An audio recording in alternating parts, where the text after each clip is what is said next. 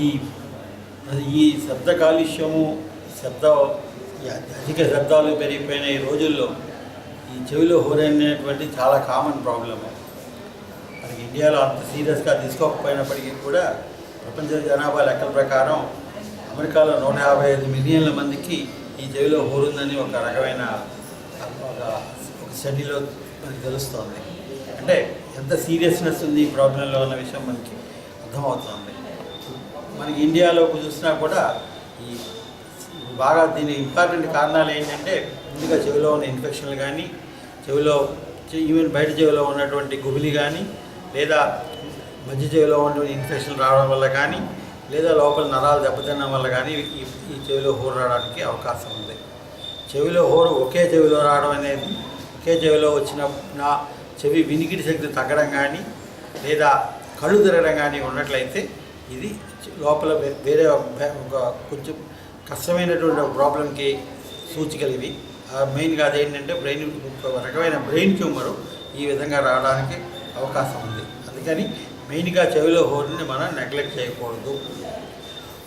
చెవిలో హోరు ఒక చెవిలో రావచ్చు, 2 చెవిలో రావచ్చు, మందులలో కూడా వస్తుంది. కొన్ని రకాల మందుల వల్ల మనకి ఇప్పుడు ప్రస్తుతం ఉన్న ఇంపార్టెంట్ ప్రాబ్లము శబ్ద కాలుష్యం.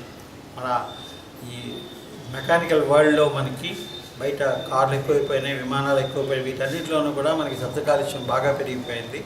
ఇప్పుడు మన విద్యార్థులు అందరూ కూడా ఈ చెవుల్లో పెట్టుకుని వినడము, ఈ స్పీకర్లు పెట్టుకోవడము, వీటన్నిటి వల్ల కూడా మనకి కంటిన్యూస్గా ఒకే చెవి మీద ప్రెషర్ పడిపోయి మనకి చాలా రకాల ప్రాబ్లమ్స్ అన్నీ వస్తున్నాయి. వీటన్నిటి వల్ల కూడా మనం ఈ చెవి హోరు రావడానికి అవకాశం ఉంది.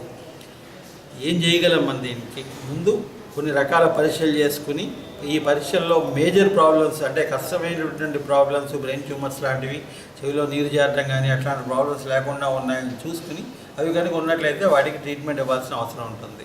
ఇది లేదు అంటే మామూలుగా వచ్చే ప్రాబ్లము, దీనివల్ల మేజర్ ప్రాబ్లమ్స్ ఏం లేవు అంటే పేషెంట్ని రీఅష్యూరెన్స్ ఇస్తాం. రీఅష్యూరెన్స్ అంటే దీనివల్ల నీకేం ప్రాబ్లం అయితే ఆలోచించాల్సిన ప్రాబ్లం కానీ, కష్టపడాల్సిన ప్రాబ్లం కానీ, ప్రాణహాని ఉన్న ప్రాబ్లం కానీ ఏమీ లేదు. దీనివల్ల నీ దైనందిక కార్యక్రమాలకు నీకు నష్టాలు లేకపోతే దాన్ని నువ్వు కంటిన్యూస్గా చేసుకుని దీన్ని స్లోగా మర్చిపోవడానికి ప్రయత్నం చెయ్యి అని రీఅష్యూరెన్స్ ఇస్తాము. దీనికి ట్రీట్మెంట్లు కూడా అట్లానే ఉన్నాయి. అంటే సౌండ్ని కంప్లీట్గా మనం తగ్గించలేం కాబట్టి ఆ సౌండ్ని మాస్క్ చేయడానికి కానీ, ఆ సౌండ్ని కంప్లీట్గా అలవాటు చేయడం అని ఈ 2 రకాలుగానే మన ట్రీట్మెంట్లు ఉన్నాయి. దీనికి మాస్క్ చేయడం అంటే చెవిలో పెట్టుకున్న హియరింగ్ ఎయిడ్ మెషిన్లోనే ఈ మాస్కర్ని కూడా కలిపి చెవిలో ఉన్న హియరింగ్ ఎయిడ్నే పెట్టిస్తాం. అప్పుడు ఈ చెవిలో ఉన్న హియరింగ్ ఎయిడ్ వల్ల ఈ వినికిడి శక్తి పెరుగుతుంది, ఈ సౌండ్ గురికి మాస్క్ అవుతుంది అంతే.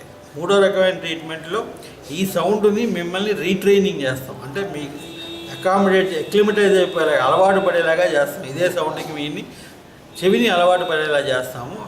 అందువల్ల ఏమవుతుందంటే స్లోగా చెవికి ఈ సౌండ్ని గుర్తించడం మానేస్తుంది. అప్పుడు ఈ తగ్గడానికి అవకాశం.